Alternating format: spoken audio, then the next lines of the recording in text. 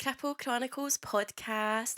My name is Becca. I am an amputee, and this podcast is about being disabled. On the past few episodes of the podcast, I shared my thoughts about going through a healing journey and how that impacts on relationships. And I actually really enjoyed doing those videos, editing them, and when I watched them back, I was really proud with the outcome of them. So I really hope that you enjoyed them. I have some plans in the next episodes to talk about representation of disabilities, and I myself live with a physical disability. When I get out of my car, you can see that I have one leg when I'm not wearing my prosthetic, when it's not covered up in any kind of way. So I wanted to do an episode where I look at the representation of disabilities from a visible standpoint, and then also have a episode where I look at how invisible disabilities are represented, because in invisible disabilities it makes up quite a lot of the population, and it is something that still deserves to be represented even if it's invisible to people, because it fosters an understanding and helps get rid of stigma. However, I have put a lot of thought into these episodes. I was looking for different inputs of people. I am also going to start doing a little disability spotlight where we talk about different kind of disabilities, have people speaking from TikTok, YouTube, and then being able to have full episodes where I get guests on, but I'm getting there. And for these episodes, it's been a lot of research and I have a lot of stuff done so that when it comes to me editing it, that it is a lot easier for me. But it just means that I didn't quite record that first episode when I wanted to. So what does that have anything to do with today? I am explaining that because today I had a little idea of doing some Reddit stories. I had a look on Reddit for some Am I the Asshole stories, some off my chest things relating to disability. I then also found an AI where I got it to find me some Reddit stories. So today I'm going to look at some Reddit stories that I've found. I've had a skim through them. I've not fully read the comments because I want this to be an authentic reaction, but it takes a part away from that when I have to go and research it myself. So the next time I do one of these episodes, it is going to be AI generated Reddit stories, and I've not looked at these stories. I've just copy and pasted the links into my laptop. So hopefully they're good stories. Hopefully they're interesting. If not, then I'll probably talk through them, not have any thoughts, and they'll get cut out and you'll never hear about them. So there we have it. There was something else I was going to say. I am totally just winging it today. I've not got a script. I've just got the links for me to look at. So this intro might be a bit longer than usual. I've just realised even when I'm recording on my laptop, I've not got the time up in front of me. So I'm going to do that so I can see where we're at, because that's really good for my brain.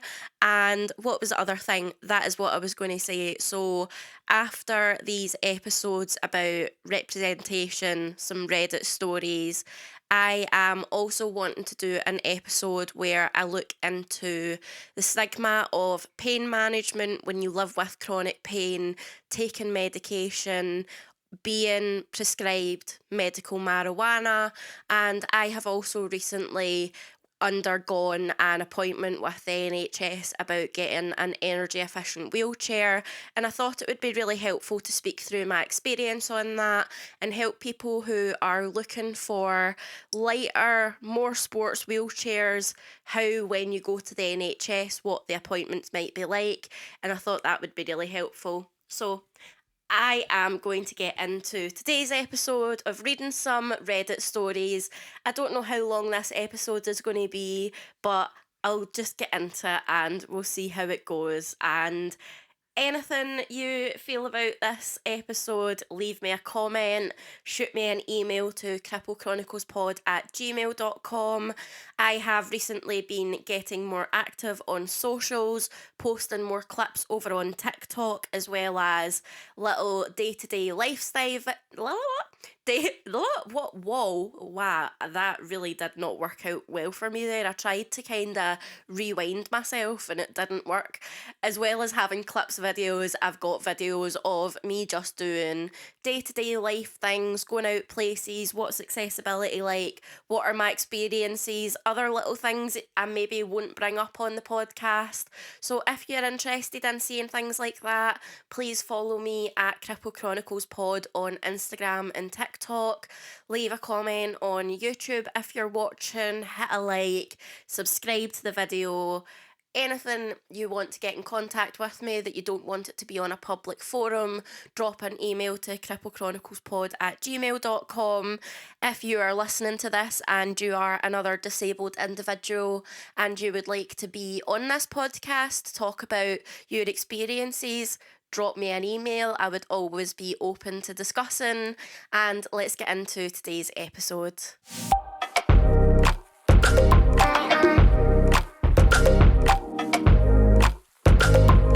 On today's episode, I am going to look at some Am I the Asshole stories. I think most of the ones here that I've got are from Am I the Asshole, AITA subreddits, and I did look for things on Off My Chest, but I think I must not have added any in here. There is about 11 Reddit stories here, so I am going to turn my screen on to record so you can see what I am saying, and we'll get to it. We'll talk through it. I'll read it out to you. I'll tell you the comments, share my thoughts. You can share your thoughts with me, and yeah. Let's see how this goes today. This first story is from r/AITAH, and it was from 1 year ago. Am I the a-hole for yelling at a disabled guy taking the stairs? Now, before any insults, hear me out first.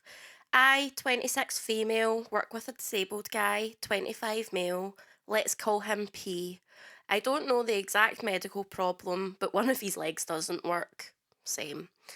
This week, I returned to work after a week-long absence due to flu. When I found out that the elevator is being repaired, long process, maybe it was being replaced, I don't know.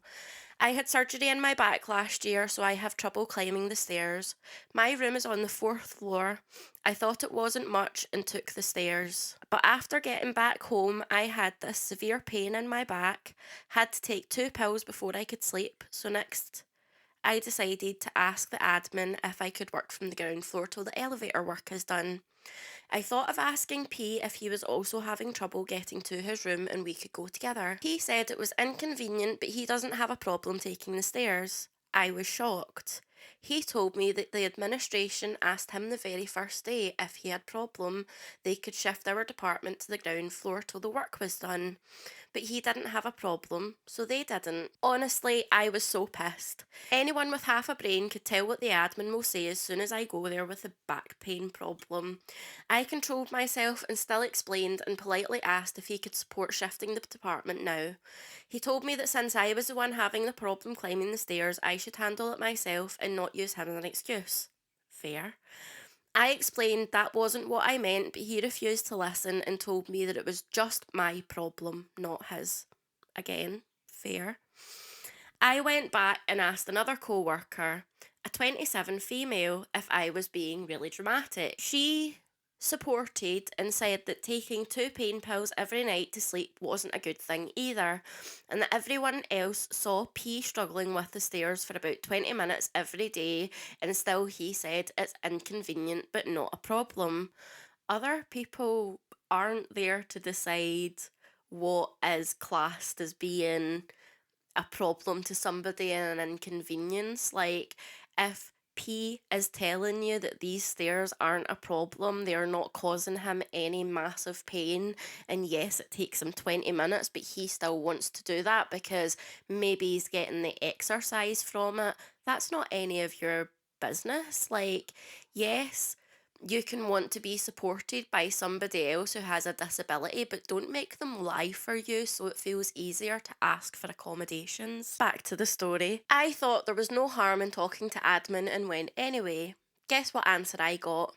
P has a disability. If he can climb the stairs, then so can you. It's just a back pain. That just blew my top, and I went and told P what had happened and that he should say it's a problem for him too. Everyone knows it is. That wasn't the right reaction to have by the administration staff, that just because one person is disabled and doesn't struggle that another person does. But you, like I just said, you shouldn't get a disabled person to lie to support your claims. He again repeated the same, that it's not a problem for him, and I snapped, yelled at him, called him a hypocrite, and how he was such a people pleaser, ass kisser, and left. I kind of felt guilty afterwards. So there is an edit here. Um, I feel like on Am I the Asshole stories, people will usually like kind of read some comments and then read the edit, but I'm going to read the edit first and then read some of the comments because that's just kind of how I want to do it. So, edit. I probably should have cleared this out first, that I didn't ask him to lie or complain in my stead. I only asked him if he would support the change, which everyone else in the office did, but he didn't, saying it wasn't his problem.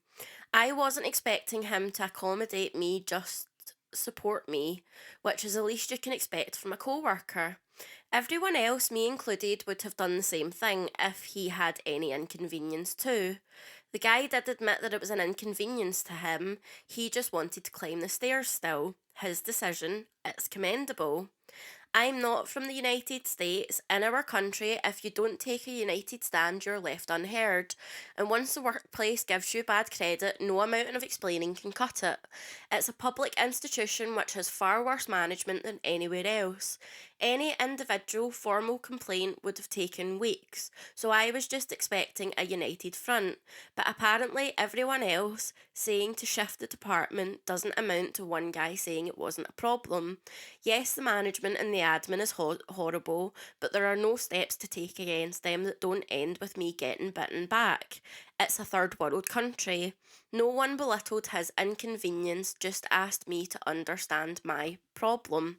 Since the elevator is fixed, there is nothing to do now. Going to apologise to him because I do know it was rude, but still won't change my opinion that he did bend backwards. Maybe he was trying to prove a point to the ableists, or maybe he was doing it for his own confidence. I don't know, but expecting a co-worker to support you doesn't make me selfish. Even if it was an able-bodied person who said it was just my problem, I'd still have the same opinion. It is a tricky one. I get in workplaces that sometimes there does need to be a united front, and I don't think necessarily this guy was against moving the department downstairs, just in the way that it was worded. It did sound like you expected him to lie. You wanted to say that it was an inconvenience for him. All of your other co-workers, you wanted to support that they would say that the department would be moved downstairs, but then later on you're trying to backtrack and say that that was just the same support that you wanted from your disabled co-worker, but it wasn't. You wanted them to say that they found it a problem. You wanted them to say that it impacted their disability because it would be seen as being more valid, and I totally understand that. I guess it feels like it doesn't have as much weight behind it if somebody who is able bodied is saying, yeah, I'm happy to move downstairs, when the stairs don't really bother them. So it would then just be seen as, oh, well, you just don't want to walk up the stairs in the morning. And I know it's something like that where it is a complex situation because you have the dynamics of a workplace and you're not getting treated very well there. but it's hard for me in that scenario not to have black and white thinking and say, find a job where there are accommodations, try to find something that fits your needs more. And I know that's not something that, pardon me, you're going to be able to wake up one day and just, geez, oh, I'm really burpy today.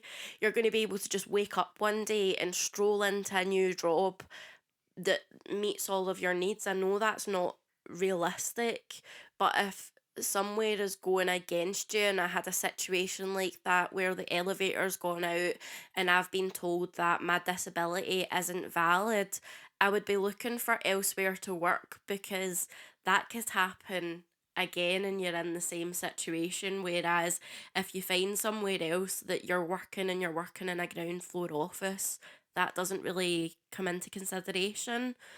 That might be a hot take, I'm not sure. Let's read the comments and see what they say. So there's one comment here that says, "You are the asshole. He told me that since I was the one having the problem climbing the stairs, I should handle it myself and not use him as an excuse. That is exactly what you were doing. You were making your problem about him. Your problem wasn't just your back. Your problem was that your employer isn't making reasonable accommodations for an injury. None of those very valid problems are about your disabled co-worker. He is the only one not behaving like an asshole here, and you yelled at him." There is then a response to that that says, "Agreed.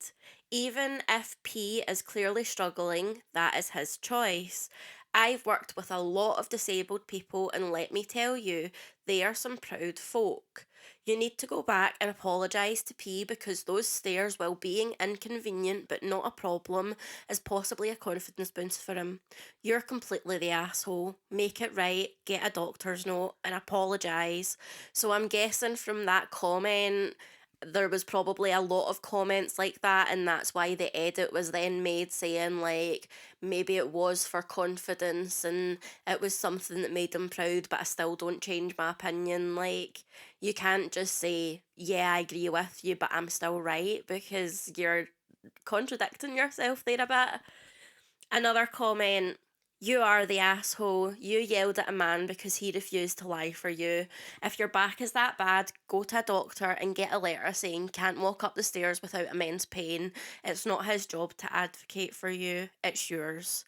And I totally get that. Advocating for yourself as a disabled person is fucking exhausting. So then having to advocate for other people because they don't want to go through the necessary steps to get adjustments made for them, it can be really draining. Like, yes, you can want to help somebody and support somebody, but that doesn't mean lying for them. I actually had a scenario once where, when I was with one of my exes, they were not turning up to work, and speaking to them over the phone, they said, "Yeah, but it's fine, I can just use you as an excuse." And I said, "Excuse me?" Like, yes, on days where you need to miss work because you need to attend an appointment with me, or you need to help me with something involving my disability, that is totally fine. But if you have chosen to stay off your work and you don't want to admit it's because of your own struggles and you want to blame it on mine, fuck that. Take some fucking accountability for your own health, man. Like, yeah. I'm going to read one more comment and then I'll move on to the next story. This next comment is one and it has a few replies. So, "You are the asshole. I am a wheelchair user and I have been on a disabled access panel where we worked on access to and in buildings for people of all disabilities. He has a different problem to you but is managing. That is not people pleasing. That is getting on with his life. You cannot make him a scapegoat for what you're going through. You need to show the operation you went through, a doctor's note detailing the problems you will have with taking the stairs for X weeks, and take it to HR. Also make it known to your union rep if you have one. I would also chat with the doctors and see if they can offer any advice to help the pain situation. Would you be able to work separately from your department? Could you work from home? If this was set up during COVID, then it shows that it can be done. There are solutions to this, but I strongly suggest that you apologise to P. He has done nothing wrong here but live his life as he needs to." Reply to that: "Agreed.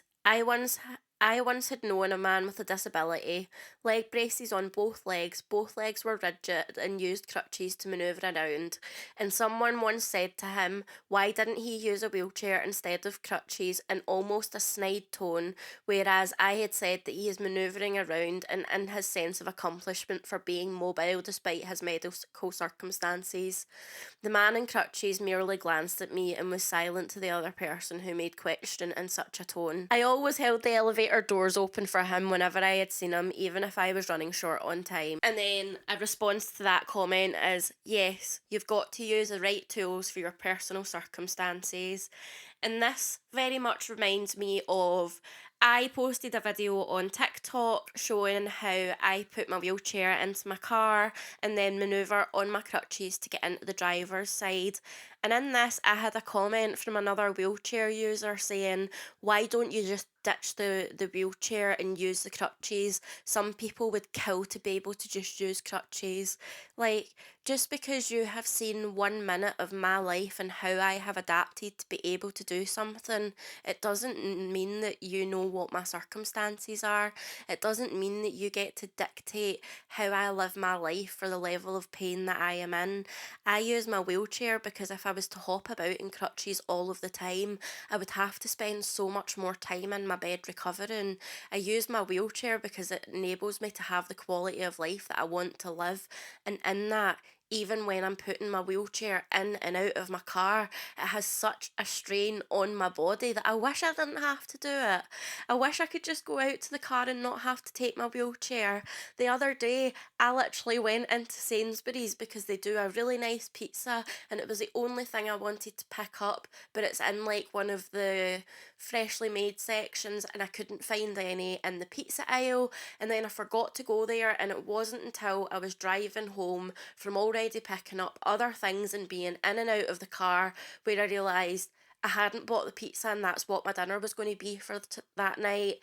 And I wanted to cry. I was so angry and frustrated, and it wasn't being directed at myself. I was very aware that I wasn't calling myself stupid or putting myself down in that situation, but I wanted to cry because I can't just get back out of the car and go into the shop and pick up a pizza. For me to get back out of the car, it requires me to then take my wheelchair out and back in one more time than I have the energy to do. And if I wanted to hop, it means that I need to hop out of my car and then the length of the shop and go and pay and stand on my crutches and then hop back out to the car whilst trying to carry the pizza. And it's just so much. And I wish that it was easier. I wish too that I could have a life where I had two legs and I didn't have to struggle the way I do. However, it's my life and I'm living it in the way that I see fit, and that is nobody else's business. Unless you are a medical professional who has given me tips on how I can live my life better and experience less amounts of pain.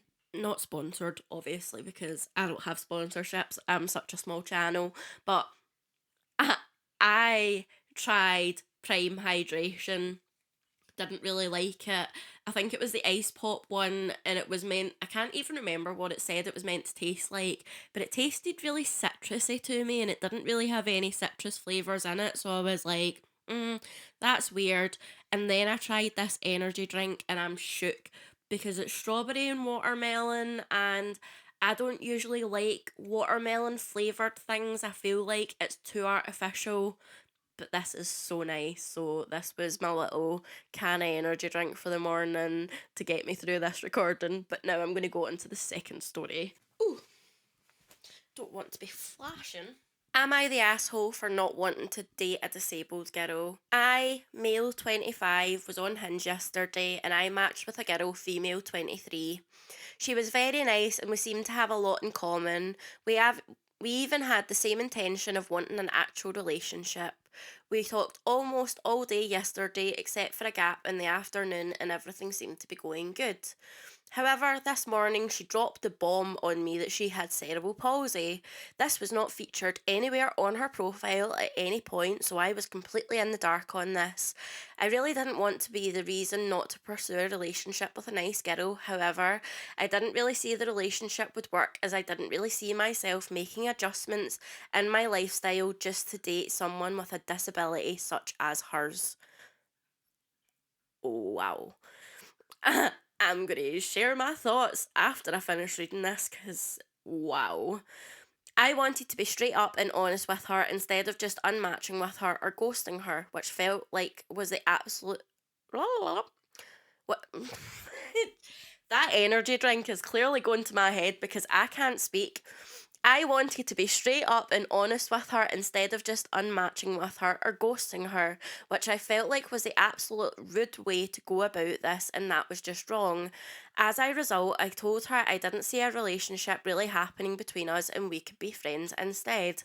Unlikely, I know. She did not take it well. She said this was a fault in my character and I was intentionally trying to hurt her, which I would never do.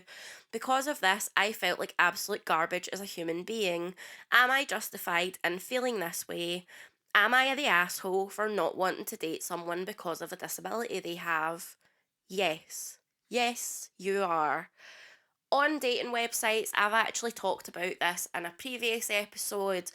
I mentioned how on my dating profiles it is very apparent that I am disabled. I have pictures in my wheelchair with my prosthetic, without my prosthetic on, with my crutches, showing that these are different variations in which I live my life. Because I do not want a scenario like this where I match with somebody because they think I am beautiful and nice and kind, and then I tell them that I've only got one leg and they unmatch with me because of that. I am not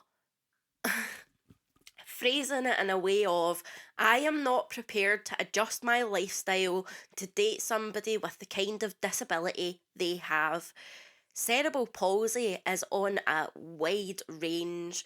There are people who can do a lot of things with cerebral palsy, and there are people with cerebral palsy who need round the clock 24-hour care. If you have not made any effort to learn anything about this girl's lifestyle, about the things she does, about how she fills her time, then no, you are the asshole for saying that you're not going to adjust your lifestyle for dating somebody with that kind of disability, because you're being ableist. You're being, it's like internalized ableism. You don't know anything about her disability. Did you actually ask how it impacts her, how she lives her life with her? Did you ask any of these questions, or did you just hear I'm disabled and go, no, never mind?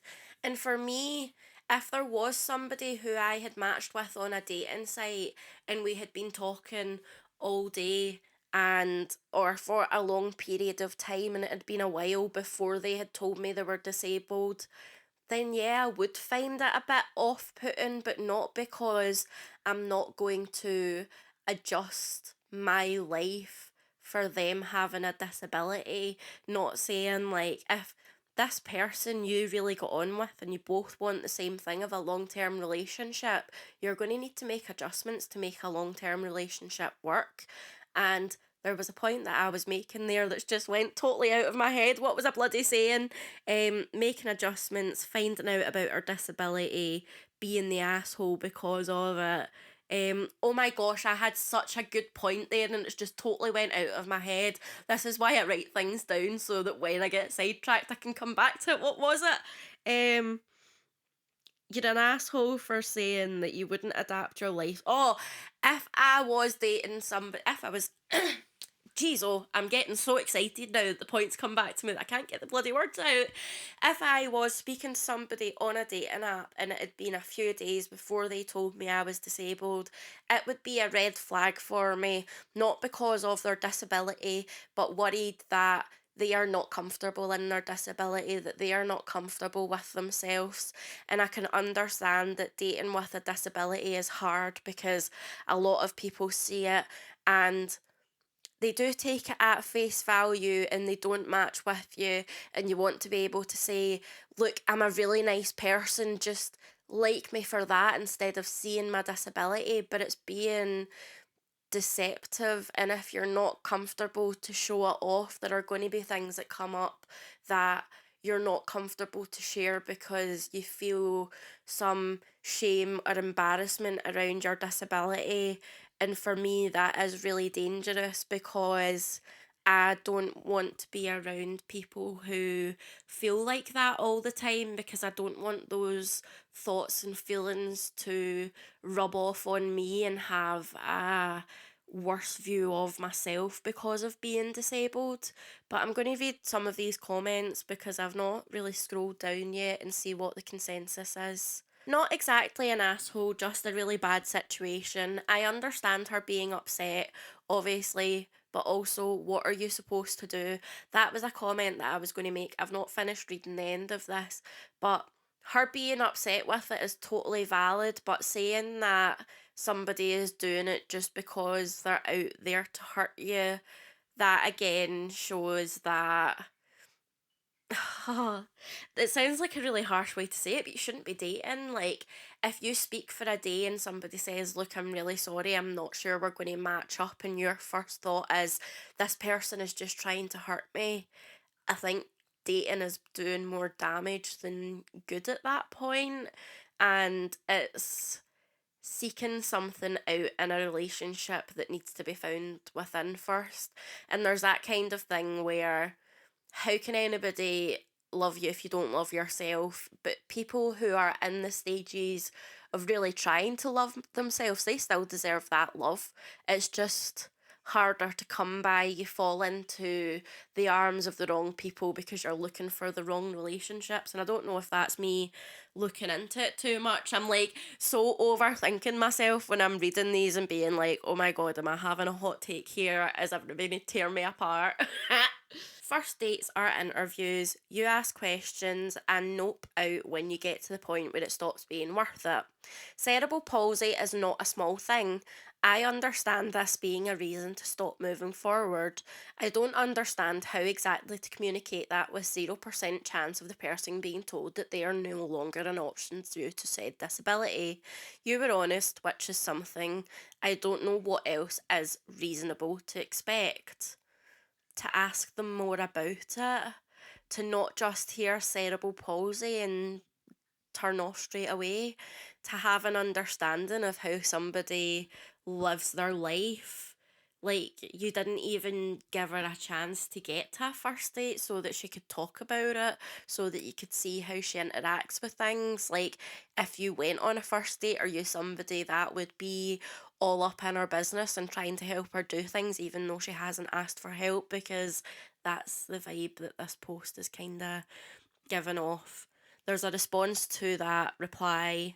Yeah, this is a tough situation and I can understand her being hurt, although I think her attack on OP was a little unwarranted. Agreed. I'm stuck between not an asshole, no one's an asshole, and not the asshole, but either way, OP isn't an asshole. He isn't required to date anyone for any reason and is absolutely in the clear. He handled it well as he could have. Wait, there's a lengthy response here, so I'm going to read this and see what it says, because I get what they're saying. Like, I've said this before, everyone is allowed to have preferences in dating.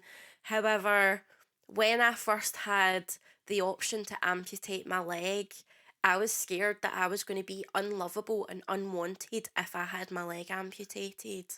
I was scared that I would be seen as less than, and there are scenarios where I have been seen as less than, where I have been seen as needing more help than what I've asked for, where people see my wheelchair and they don't listen to the words that are coming out of my mouth, they just help me anyway. And I get it, everybody is allowed to have preferences, but if one of your preferences is not to date a disabled person, then I feel like that's ableism. Is that correct? Because it feels like it. This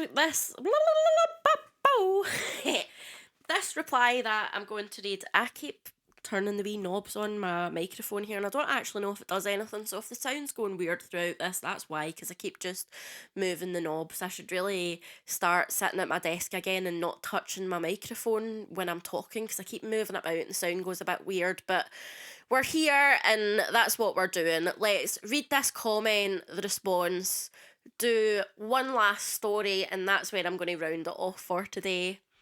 Response. Here's the thing. We all have things about us that other people will look at and learn and say, not for me.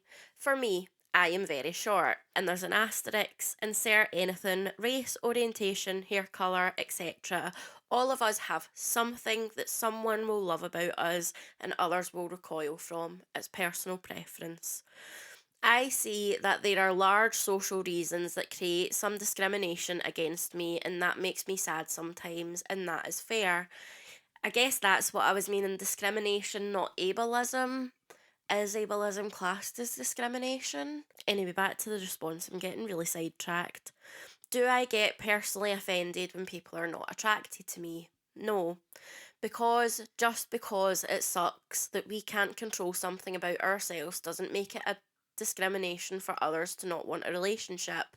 Now, if that made it so I didn't get a job or they were cruel or rude to me about my height, that would be discrimination and would be inappropriate. But man, we all have fucked up sexualities, all of us.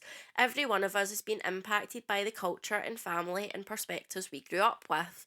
That makes it both extremely personal and not insulting for someone not to find you attractive. This is hard for some people, but we are allowed to like what we like without it being discrimination within the no harm frame. We just can't be assholes to each other because of those preferences. And I get that. I feel like that was kind of what I was saying. He's an asshole because if you hear that somebody is disabled and straight away you say no without finding out anything about that, that's discrimination.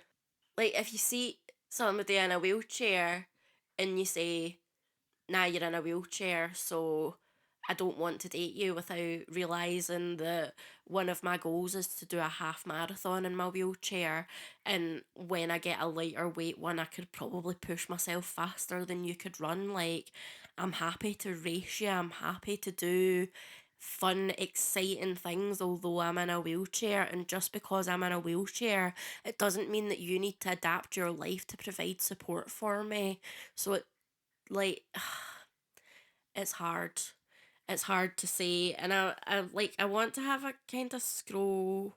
Like, I feel like I need to look for some comment to feel validated in my opinion, but that's negative because I can have an opinion that doesn't have to be validated by other people. In my experience, I would be very upset. But it's hard because in my experience, I have my thing showing on my profile that I am disabled. So if somebody matches with me and then says, actually, no, you're in a wheelchair and I'm not interested, that would be really confusing for me because you saw in my profile when you matched with me that I'm in a wheelchair. So yeah, like I feel like I'm looking at it in some kind of skewed perspective. Like, I can get it because she's left that information out and to then get up. It's hard. It's hard. I'm going to move on to the next story because I'm just going to keep going round in loops about this, to be honest. And I feel like I've said the same thing about 10 times. So let's see. How long are we into recording? 43 minutes. I thought this was going to be a little episode. I've only done two stories. How am I 43 minutes into recording? I know there's been times of silences, but damn, I'm shook. I need to do the last story and then wrap it up and get like sorted because I've got therapy in 50 minutes. Mania. Oh, whoops. That's not the one I wanted to open. Let's see. Let's see. That was a weird noise after that words. Um oh, this one is weighted and it's quite long, so this is going to be the last story I'm going to give. My thoughts, I'll maybe look at 3 comments and then I'll round it up for the day, and the next episodes will be on representation. Tell me what you liked about these stories. If there are any stories that you see on Reddit, social media, TikTok, talking about disability, ableism, things like that, tag me in them, send me them. Yeah, I would really like that. It would really help me to find some things for talking about on the podcast and things. And yeah, okay, let's get into this. Am I the asshole for getting upset when my mum told me that being disabled is my own fault? I, female 18, was run over by a car when I was 6. I was in a coma for a month and one of my legs was crushed beyond repair and had to be amputated. Oh, this one's going to be very hard hitting for me, I think. While I was unconscious, my parents couldn't stop arguing, blaming each other, saying the other was supposed to be looking after me.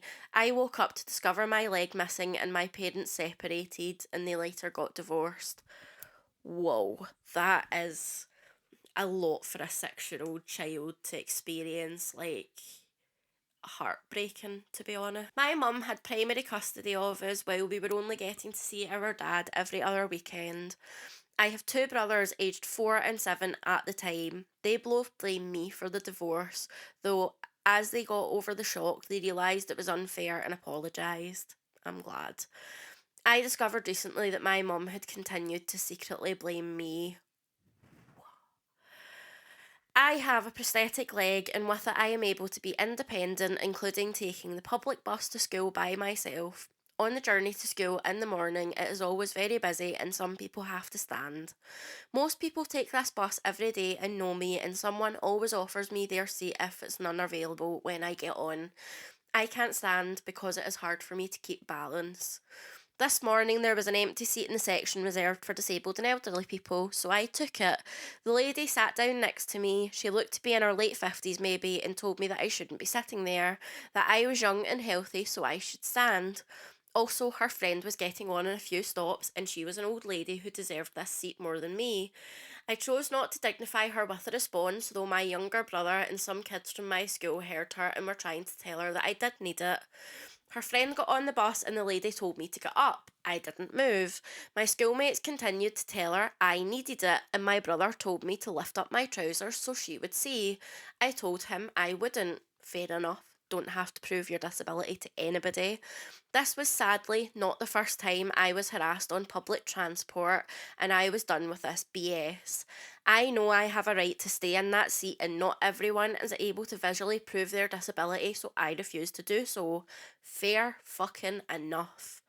The bus driver got involved and told her to stop harassing me or she would have to get off. She would not, so the driver made her get off.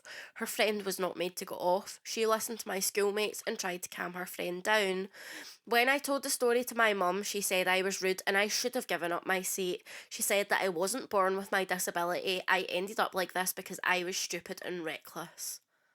Fucking hell. And this old woman that needed a disabled seat because she was elderly was born with her disability. She deserves it more because she's older. Like, that's a wild way to look at it. It is true that I ran off into the road without looking. The driver of the car couldn't stop. It wasn't his fault. He waited with me until the ambulance came and even wrapped the jumper around me to stop the wound bleeding. I was unconscious for this, but witnesses saw it. It was my fault, but I was also 6 years old and I think I've been punished enough. I'm going to pause here because yes, you ran out into the road, but you were a fucking child.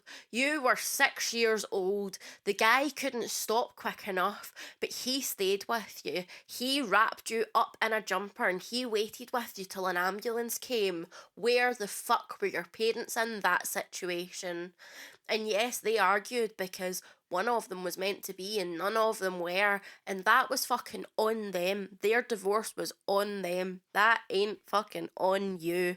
You have been punished enough. You lost your leg at 6 years old. Your parents divorced, and your siblings blamed you because your mum kept that narrative going.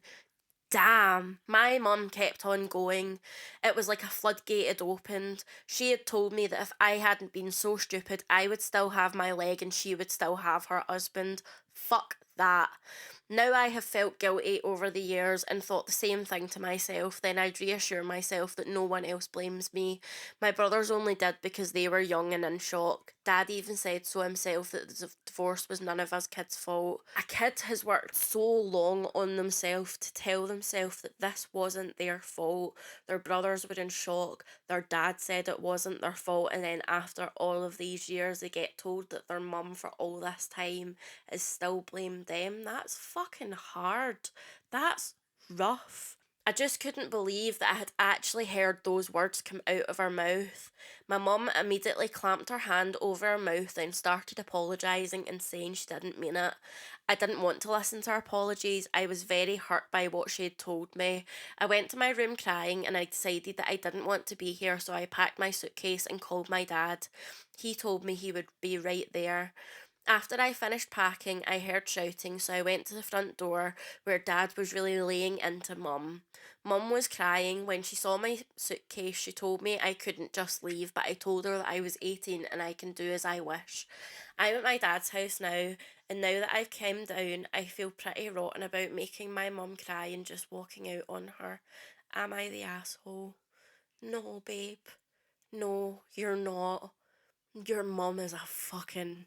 I'm sorry to say it, I know people don't like this word, but your mum is a fucking grade A cunt. If I was getting paid on YouTube right now, I would probably be demonetized, but I can't help myself. Like, that is fucking disgusting and vile. And if any of my family ever said that to me about my leg or my accident, it would be so quick for saying fuck you, get out of my life, and the door is slammed shut on your face, because that was not a mistake. You clamped your hand over your mouth because you were keeping that in for so many years and it finally fucking came out. And once you've said it, that damage is already done. How can you go back from that? I'm gonna read the comments and go back and read an update, because she's gave an update from like kind of the very lovely responses, so I'm going to read some of them. Not the asshole. No, no, no. This is not your fault. You were 6 and it's freaking horrendous for your mother to say that. And unfortunately, the sad part is that there is a non-zero chance that this is a mentality she's been carrying for years. Your mum needs therapy. She is the adult and you are the child, and her actions were extremely shitty. It sucks that you upset her, but sometimes people need to be called out when they do shitty things. Another response: not the asshole. I eventually forgave my mum for saying awful shit like that. When she put in the work and earned it, I decided to give her a second chance, and you can too, but you don't owe it to her. Look at a 6-year-old now that you're 18. Is it their fault that they run into traffic? Honestly, even at 18, it's hard to really get how young a 6-year-old is. I'm 47, and looking at 6-year-olds, the idea that an adult could blame a 6-year-old for something like this is so pathetic. Yeah, it just keeps getting worse the older you get. I took the blame for a lot growing up and always believed when I was old enough to know better because I was the eldest. I remember being 20 when it finally dawned on me how young I actually was when a lot of things happened, and how it actually was my parents' responsibility and not mine, and how fucking furious it made me. 18 is old enough to begin with, but as you say it, the older it gets, the clearer it will be, and it's not and never will be her fault. I feel very much like that too. There was a large portion of my life where I blamed myself for the things that unfolded. I blamed myself for being a scared child and not speaking up because I was worried about social services and the care service and being taken off of my mum. I was terrified of what might happen, but starting going to therapy, I'm realising that the timeline of things, I was a lot younger than I thought I was. I was about 4 years younger than I thought I was. And I can't believe at 8 and 9 I was doing things that I should have never experienced in my life.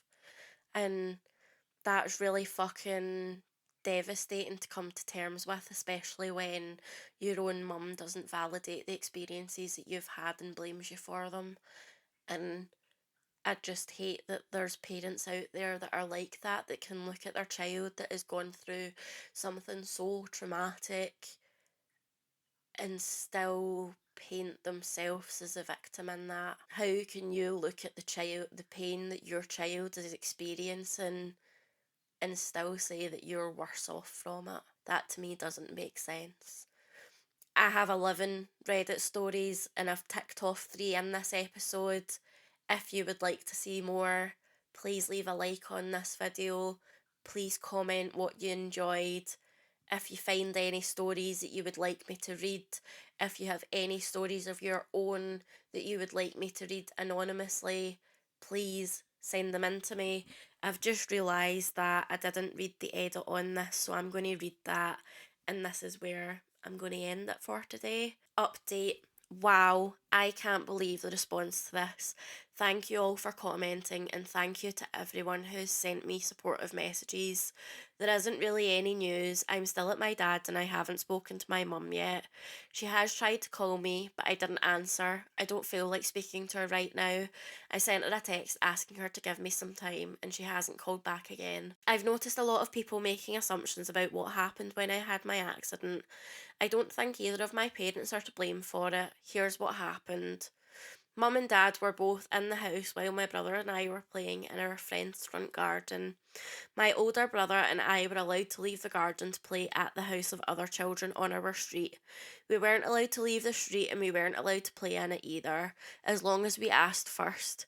We had been taught how to cross the road safely, but as we live on a quiet street with little traffic, we stupidly felt safe, often to forget to look both ways. You were 6. The street we live on is in a small street with a dead end and only cars to those belonging to other residents or their visitors, so it's not a very busy street. A friend of mine lived across the street and I saw her arriving home with her mum. She called me over to play, so I asked my mum, who said yes. I darted across the road from in between 2 parked cars. I was only looking towards my friend's house, a few doors down on the right and not to left, where the car was almost right on top of me. There was no time for the driver to stop. I can only remember up to the point I ran into the road and my friend's mum screaming my name, so the rest of the story is second-hand information from the witnesses: my brother, my friend, her mum, and the next door neighbour. The driver was the adult son of a couple who lived at the end of the street. He was a student still living at home. I think he was around 20 at the time. Witnesses estimated that he was only going about 20 miles per hour, which is the speed limit on our street. The 2 adult witnesses told the police exactly what happened and made sure to make it clear the driver wasn't at fault, so he didn't get into any trouble. Your friend's house was literally just across the street.